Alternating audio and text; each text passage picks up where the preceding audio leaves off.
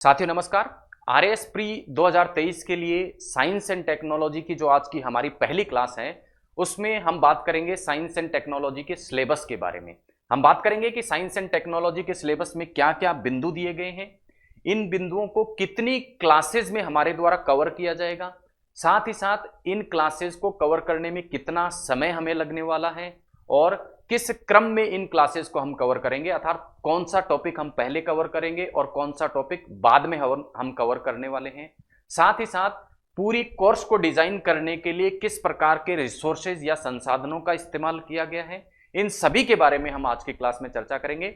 लेकिन उससे पहले मैं आपको बता दूं, ये जो साइंस एंड टेक्नोलॉजी की हमारी क्लासेस रहने वाली हैं ये आपके लिए पूर्णतः निःशुल्क रूप से उपलब्ध रहने वाली हैं। मीमांसा क्लासेस के द्वारा आईएएस गौरव बुडानिया जो चैनल है, आईएएस गौरव बुडानिया जो चैनल है, उस चैनल पर आपको पूर्णतः निःशुल्क रूप से साइंस एंड टेक्नोलॉजी का आरएएस प्री 2023 का जो ये सिलेबस है वो आपको उपलब्ध होने वाला है। बात करें सबसे पहले रिसोर्सेज की, इस पूरे सिलेबस को कवर करने में कौन से रिसोर्सेज या कौन से संसाधनों का हमारे द्वारा इस्तेमाल किया गया है, तो संसाधनों की यदि हम बात करें तो संसाधन जो प्रयोग किए गए हैं पूरे कोर्स को डिजाइन करने के लिए, उसके अंतर्गत सबसे पहले तो 6 से 12 तक की जो एनसीईआरटी हैं, उन एनसीईआरटीज में इन बिंदुओं से संबंधित जो भी बातें कही गई हैं, जो भी सामग्री दी गई है, उनको इस क्लासेस में समाहित करने का प्रयास किया गया है। साथ ही साथ 6 से 12 तक की जो राजस्थान बोर्ड की पुस्तकें पूर्व में चलती थी, उनमें इन टॉपिक से संबंधित किसी भी प्रकार की सामग्री यदि दी गई है तो उसको भी इस क्लासेस में कवर करने का प्रयास किया गया है। इसके अतिरिक्त जो अन्य मानक पुस्तकें हैं विज्ञान से संबंधित, उन मानक पुस्तकें जैसे NIOS, इग्नू आदि की वेबसाइट पर जो PDF दिया गया है इन बिंदुओं से संबंधित, उनको भी इन क्लासेस में समाहित करने का प्रयास किया गया है। किस प्रकार से पूरे सिलेबस को हम तैयार करने वाले हैं, आपके समक्ष रखने वाले हैं, उससे पहले एक बार हम बात करते हैं सिलेबस में दिए गए बिंदुओं के बारे में। सिलेबस में दिए गए बिंदुओं के बारे में यदि हम बात करें तो सिलेबस में सबसे पहले मेंशन किया गया है दैनिक जीवन में विज्ञान के मूलभूत तत्व। उसके बाद बताया गया है कंप्यूटर सूचना एवं संचार प्रौद्योगिकी के बारे में। नेक्स्ट बात की गई है रक्षा प्रौद्योगिकी, अंतरिक्ष प्रौद्योगिकी और उपग्रह के बारे में। उसके बाद बात की गई है नैनो प्रौद्योगिकी, जैव प्रौद्योगिकी एवं आनुवांशिक अभियांत्रिकी के बारे में। नेक्स्ट जो बिंदु दिया गया है वो है आहार एवं पोषण, रक्त समूह और RH कारक। उसके बाद सिलेबस में मेंशन किया गया है स्वास्थ्य देखभाल, संक्रामक, असंक्रामक और पशुजन्य रोग। उसके बाद बात की गई है पर्यावरणीय एवं पारिस्थितिकीय परिवर्तन और इनके प्रभावों के बारे में। उसके बाद जैव विविधता, प्राकृतिक संसाधनों के संरक्षण और संधारणीय विकास के बारे में बात की गई है। नेक्स्ट बात की गई है कृषि विज्ञान, उद्यान विज्ञान, वानिकी और पशुपालन के बारे में, और वो भी किसके संदर्भ में, राजस्थान के विशेष संदर्भ में, अर्थात ये चीजें हमें राजस्थान के विशेष संदर्भ में पढ़नी है। नेक्स्ट बात की गई है विज्ञान और प्रौद्योगिकी का राजस्थान में किस प्रकार से विकास हुआ है, उसे भी हमें राजस्थान के विशेष संदर्भ में पढ़ना है। अब देखिए ये जो पूरा सिलेबस दिया गया है, इस सिलेबस में यदि हम पहले बिंदु को छोड़कर बाकी के बिंदुओं को देखते हैं तो उनमें टॉपिक को साफ साफ मेंशन किया गया है कि कौन सा टॉपिक है। लेकिन पहला जो बिंदु हम सिलेबस का देखते हैं जिसमें कहा गया है दैनिक जीवन में विज्ञान के मूलभूत तत्व, तो इसमें संपूर्ण विज्ञान एक तरह से समावित है। लेकिन संपूर्ण विज्ञान को पढ़कर 10 से 15 क्वेश्चन के लिए क्या हम संपूर्ण विज्ञान अर्थात पूरी फिजिक्स, केमिस्ट्री, बायोलॉजी हमको पढ़ना है? तो जी नहीं, इनमें से फिजिक्स, केमिस्ट्री, बायोलॉजी में आने वाले उन टॉपिक्स को हम पढ़ेंगे जो कि हमारे दैनिक जीवन में काम आते हैं। दैनिक जीवन में फिजिक्स, केमिस्ट्री, बायोलॉजी से संबंधित कोई भी प्रक्रिया हम देखते हैं वो इसके अंतर्गत हम पढ़ने वाले हैं, और वही क्या आएगा आपके एग्जाम में आने वाला है। और चूंकि पूरे सिलेबस को हमने कैसे कवर किया है, मानक पुस्तकें, एनसीईआरटी, NIOS और इग्नू के मटेरियल को समाहित करते हुए हमने इसको क्या किया है, तैयार करने का प्रयास किया है। तो आरएएस में प्री में जो 10 से 15 क्वेश्चन आपके साइंस एंड टेक्नोलॉजी वाले पार्ट से आते हैं, यदि आप इस सिलेबस को पूर्णतः पूरा करते हैं हमारी क्लासेस के माध्यम से, तो निश्चित रूप से ये 10 से 15 जो क्वेश्चन आपके साइंस एंड टेक्नोलॉजी वाले पार्ट के आएंगे वो आपके सही होने वाले हैं। साथ ही साथ कमेंट के माध्यम से आपको जो आपके सवाल हैं, आपके किसी भी प्रकार के क्वेश्चन है, उनका जवाब भी आपको दिया जाएगा। इसलिए इंटरेक्टिव प्रकार की ये जो हमारी क्लासेस हैं वो रहने वाली हैं। अब बात करते हैं कि कैसे हम पूरे सिलेबस को कवर करने वाले हैं। तो जैसे मैंने आपको बताया, पहला जो सिलेबस का बिंदु है जिसमें दैनिक जीवन से संबंधित विज्ञान के बारे में बात की गई है, उसमें बहुत सारे टॉपिक समाहित हैं, क्योंकि दैनिक जीवन में विज्ञान से संबंधित बहुत सी प्रक्रियाओं का हम क्या करते हैं, प्रयोग करते हैं या प्रयोग करते हुए देखते हैं। तो इसकी बात हम सबसे अंत में करेंगे, क्योंकि इसमें बहुत सारे बिंदु समाहित हैं। पहली क्लास जो हमारी प्रारंभ होगी वो कंप्यूटर सूचना एवं संचार प्रौद्योगिकी से होगी, और उसके बाद में सिलेबस के बिंदुओं के अनुसार हम चलते हुए चलेंगे।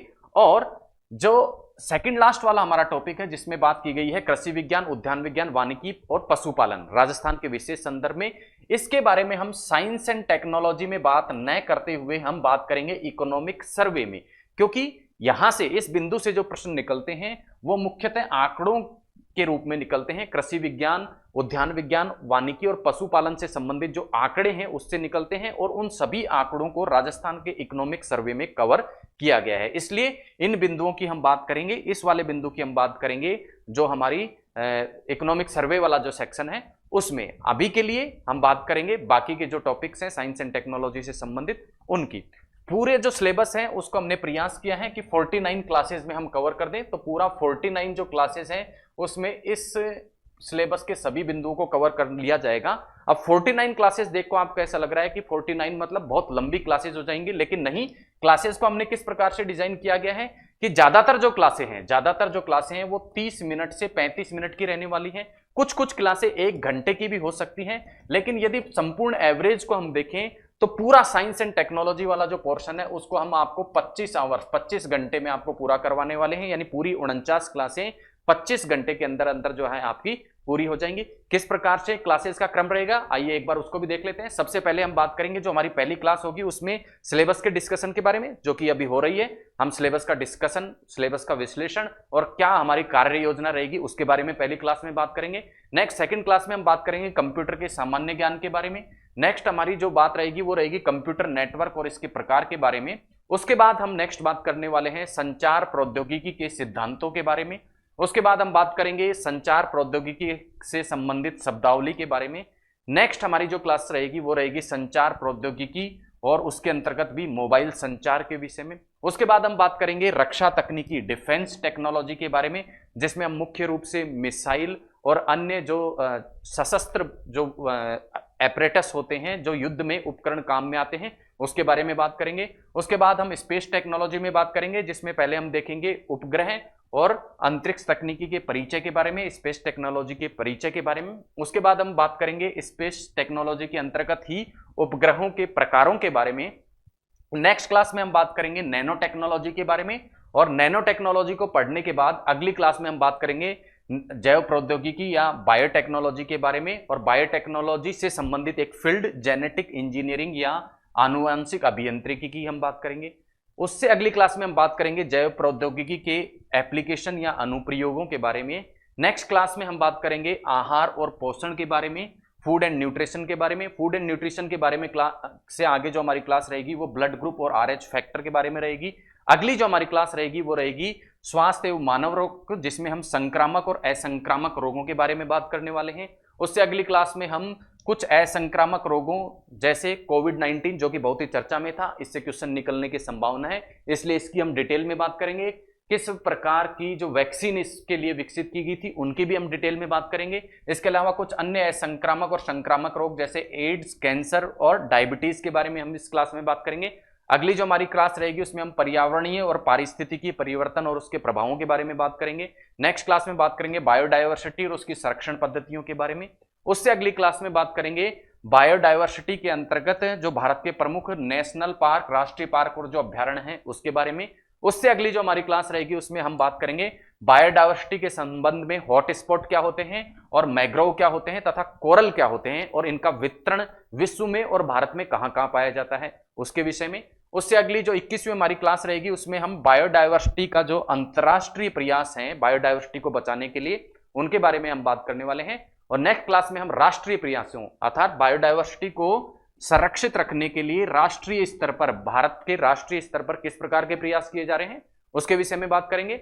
नेक्स्ट हमारी क्लास रहेगी वो राजस्थान के विशेष संदर्भ में बायोडायवर्सिटी के विषय में रहेगी कि कहां कहां किस प्रकार की बायोडायवर्सिटी या जैव विविधता राजस्थान में पाई जाती है। नेक्स्ट क्लास में हम बात करेंगे प्राकृतिक संसाधनों के संरक्षण के बारे में, और प्राकृतिक संसाधनों के अंतर्गत जैव विविधता, मानव संसाधन, जल संसाधन आदि आते हैं। जो जैव विविधता है उसके बारे में हम इससे पिछली क्लासों में बात कर चुके होंगे, इसलिए इस क्लास में हम बात करेंगे एक प्रमुख प्राकृतिक संसाधन जल, उसके संरक्षण की विधियों के बारे में, और राजस्थान में विशेष रूप से जल संरक्षण की कौन सी विधियों को अपनाया गया है उसके बारे में इस क्लास में हम बात करेंगे। 25वें नंबर की जो हमारी क्लास रहेगी उसमें हम सस्टेनेबल डेवलपमेंट या संधारणीय विकास के बारे में बात करेंगे। राष्ट्रीय और अंतर्राष्ट्रीय स्तर पर इस हेतु क्या प्रयास किए गए हैं उसको हम इस क्लास में देखेंगे। नेक्स्ट हमारी क्लास रहेगी कृषि, उद्यान विज्ञान और वानिकी के बारे में। उससे अगली हमारी क्लास रहेगी पशुपालन के बारे में। और नेक्स्ट क्लास में हम बात करेंगे राजस्थान में विज्ञान और तकनीकी के विकास में किस प्रकार का योगदान राजस्थान का रहा है उसके बारे में। नेक्स्ट 29वीं क्लास में हम बात करेंगे दैनिक जीवन में विज्ञान के बारे में। जैसा मैंने आपको बताया कुछ क्लासेस जो हैं उनको हम पहले कवर करेंगे जो कि सिलेबस में हालांकि बाद में दी गई है, और सबसे पहला जो बिंदु था हमारे सिलेबस का उसको हम बाद में कवर करने वाले हैं, क्योंकि दैनिक जीवन के विभिन्न आयाम उससे जुड़े हुए हैं। और दैनिक जीवन में विज्ञान को भी हमने 3 पार्ट में यहां बांट दिया है। सबसे पहले हम बात करेंगे दैनिक जीवन में भौतिक विज्ञान का प्रयोग हमें किस प्रकार से देखने को मिलता है, भौतिक विज्ञान किस प्रकार से दैनिक जीवन में काम में आता है। और उसके अंतर्गत इस क्लास में हम बात करेंगे गति के बारे में, ऊर्जा रूपांतरण के बारे में कि किस प्रकार का एक ऊर्जा का दूसरे ऊर्जा में रूपांतरण हमें दैनिक जीवन में देखने को मिलता है। दाब के बारे में बात करेंगे, दाब का दैनिक जीवन में किस प्रकार से प्रयोग हमें देखने को मिलता है। पृष्ठ तनाव और उसका दैनिक जीवन में उपयोग, केशिकांत और उसका दैनिक जीवन में उपयोग के बारे में हम बात करेंगे। अगली क्लास में हम बात करेंगे तरंग और उनके दैनिक जीवन में क्या अनुप्रयोग है उसके बारे में। नेक्स्ट क्लास में हम बात करेंगे प्रकाश, दर्पण और लेंस किस प्रकार से दैनिक जीवन में इनका उपयोग किया जाता है। नेक्स्ट हम बात करेंगे जो दैनिक जीवन में भौतिक विज्ञान का भाग 4 है उसके अंतर्गत प्रकाश के अपवर्तन, प्रकाश के व्यतिकरण, प्रकाश के विक्षेपण, प्रकाश के प्रकीर्णन और नेत्र दोषों के बारे में, और इन सभी घटनाओं से संबंधित दैनिक जीवन में क्या क्या चीजें हमें देखने को मिलती हैं उसके बारे में। नेक्स्ट हम बात करेंगे दैनिक जीवन में भौतिक विज्ञान का जो भाग 5 है उसमें विद्युत, इलेक्ट्रिसिटी और इसका तापीय प्रभाव और कौन कौन सी युक्तियां, उपकरण हम दैनिक जीवन में हमारे घर में इससे संबंधित काम में लेते हैं। उससे अगली हमारी जो 34वीं क्लास रहेगी उसमें हम बात करेंगे दैनिक जीवन में फिजिक्स या भौतिक विज्ञान का भाग 6 जिसके अंतर्गत हम विद्युत के चुंबकीय और रासायनिक प्रभावों को देखेंगे, और इन प्रभावों के आधार पर कौन कौन से उपकरण बने हैं, उन उपकरणों का दैनिक जीवन में किस प्रकार से हम प्रयोग करते हैं।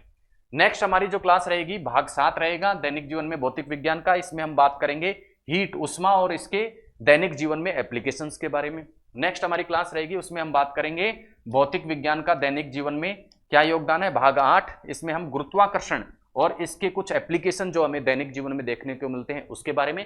नेक्स्ट हमारी क्लास रहेगी दैनिक जीवन में रसायन विज्ञान। जैसा हमने दैनिक जीवन में भौतिक विज्ञान को देखा उसी प्रकार दैनिक जीवन में किस प्रकार से केमिस्ट्री या रसायन विज्ञान आपके काम आता है उसके भाग 1 में हम देखेंगे दिन प्रतिदिन के जीवन में जो हमें रासायनिक अभिक्रियाएं देखने को मिलती हैं उनके पीछे के सिद्धांत क्या है। उसके बाद हम भाग 2 में देखेंगे अम्ल क्या होते हैं, क्षार क्या होते हैं, लवण क्या होते हैं और पीएच स्केल क्या होती है। नेक्स्ट हम बात करेंगे अगली क्लास में दहन, ज्वाला और ईंधन क्या होता है। उसके बाद हम बात करेंगे कि बहुलक या पॉलीमर क्या होते हैं और हमारे दिन प्रतिदिन के जीवन में कौन से बहुलकों का हम प्रयोग करते हैं। नेक्स्ट हम बात करेंगे पदार्थों के वर्गीकरण के बारे में कि किन किन रूपों में पदार्थों को वर्गीकृत किया गया है, क्या उनकी विशेषताएं होती हैं। उसके बाद हम बात करेंगे पदार्थ की विभिन्न जो अवस्थाएं हैं उनके बारे में और क्या क्या एप्लीकेशन उन अवस्थाओं से संबंधित हमारे दैनिक जीवन में हमें देखने को मिलते हैं। अगली क्लास में हम बात करेंगे धातु, अधातु और मिश्र धातुओं के बारे में और कौन सी धातु और मिश्र धातुओं को हम दिन प्रतिदिन उपयोग में लेते हैं। नेक्स्ट हमारी बात रहेगी दैनिक जीवन में रसायन के बारे में कि कौन कौन से ऐसे केमिकल्स हैं जिनको हम डेली यूज में प्रयोग करते हैं, जैसे औषधि, बाइंडर, स्वीटनर, इन सभी का दैनिक जीवन में हम प्रयोग करते हैं, तो इनके बारे में इस क्लास में हम बात करेंगे। उसके बाद हम बात करेंगे दैनिक जीवन में रसायन विज्ञान का जो भाग 9 है उसमें कुछ ऐसे महत्वपूर्ण रासायनिक पदार्थों का जो हमारे दैनिक जीवन से संबंधित होते हैं। नेक्स्ट क्लास में हम बात करेंगे दैनिक जीवन में किस प्रकार से बायोलॉजी या जीव विज्ञान महत्वपूर्ण है, उसको हम देखेंगे कि कौन कौन सी जो जीव विज्ञान की प्रक्रियाएं हैं वो दैनिक जीवन से हमारे संबंधित हैं, उनको हम दिन प्रतिदिन उपयोग में लेते हैं या उपयोग होते हुए देखते हैं। उसके बाद अगली भी बायोलॉजी से संबंधित ही हमारी क्लास रहेगी, दैनिक जीवन में जीव विज्ञान भाग 2 और उसके बाद दैनिक जीवन में जीव विज्ञान भाग 3 और अंत में दैनिक जीवन में कौन कौन सी टेक्नोलॉजीज जैसे ब्लूटूथ, वाईफाई इत्यादि टेक्नोलॉजी, आर्टिफिशियल इंटेलिजेंस, इन सभी का हम आज के समय में प्रयोग कर रहे हैं, तो उनके सिद्धांत क्या हैं उन सभी के विषय में हम बात करने वाले हैं। तो इस प्रकार कुल 49 क्लासेज में हमारा पूरा सिलेबस डिवाइडेड रहेगा। किस क्रम में डिवाइडेड रहेगा उसके बारे में हमने बात की। किन संसाधनों का प्रयोग करते हुए इस पूरे सिलेबस को डिजाइन किया गया है उसकी हमने बात की, और कितने क्वेश्चन आएंगे और इसके माध्यम से उन क्वेश्चनों को आप इजीली हल कर पाएंगे, उन सभी बिंदुओं के बारे में हम बात कर चुके हैं। लेकिन एक और समस्या जो साइंस एंड टेक्नोलॉजी के संदर्भ में विद्यार्थियों के सामने आती है वो ये होती है कि पूरे विद्यार्थियों को यदि हम बांटें कि साइंस एंड टेक्नोलॉजी का अध्ययन करने के मामले में, तो दो प्रकार के विद्यार्थी, एक तो कला और वाणिज्य संकाय, जो कला और यानी नॉन साइंस बैकग्राउंड के जो विद्यार्थी होते हैं, एक तो नॉन साइंस बैकग्राउंड के जो विद्यार्थी होते हैं उनके लिए जो साइंस एंड टेक्नोलॉजी जो पढ़ना है वो अपने आप में एक बड़ा सिरदर्दी होता है, उसको बहुत ही मुश्किल वो मानते हैं। लेकिन हमारे द्वारा इस साइंस एंड टेक्नोलॉजी को बड़े ही रोचक और सरल शब्दों में इसकी व्याख्या करने की कोशिश की गई है, और ध्यान रखा गया है कि जो कला वर्ग और वाणिज्य वर्ग के विद्यार्थी हैं उनको भी चीजें शून्य से समझ में आ सके। दूसरे प्रकार के विद्यार्थी जो साइंस एंड टेक्नोलॉजी के संदर्भ में होते हैं वो साइंस के विद्यार्थी होते हैं, जो ये समझते हैं कि उनकी पीजी या फिर ग्रेजुएशन साइंस से हुई है तो उनको साइंस पढ़ने की आवश्यकता नहीं है। उन विद्यार्थियों को भी मैं बता दूं जो 6 से 12 तक की एनसीईआरटी से जो क्वेश्चंस आते हैं वो जरूरी नहीं है कि आप ग्रेजुएशन और पोस्ट ग्रेजुएशन में किसी विषय को आप विस्तार से पढ़ते हो तो उस बेसिक्स को आप उस पीजी या ग्रेजुएशन की डिग्री में आपने कवर किया हो, या फिर बहुत ही डिटेल में। साइंस के विद्यार्थियों के सामने दो समस्याएं रहती हैं, एक तो वो ये मान के चलते हैं कि साइंस हमें आता है, या फिर दूसरी उनकी सोच क्या हो सकती है कि साइंस को बड़े ही डिटेल में वो चले जाते हैं, बहुत ही एक ही बिंदु को बड़ी डिटेल में वो पढ़ते हैं।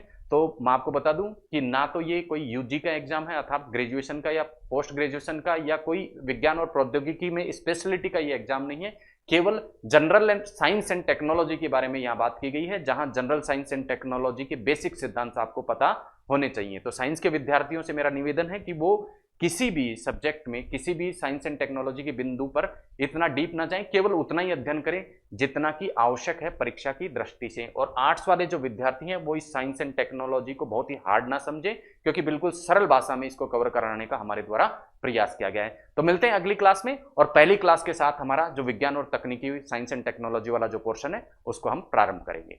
Thank you.